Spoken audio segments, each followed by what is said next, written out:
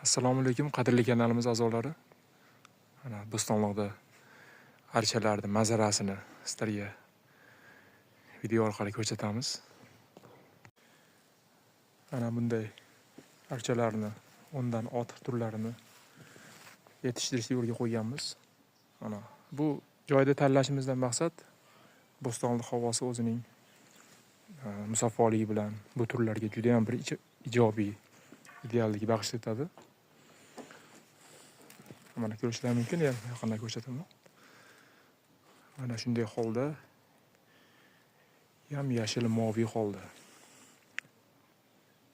Agar sizlarni ham shunday xizmatlarimiz qiziqtirsa, bizga murojaat qiling.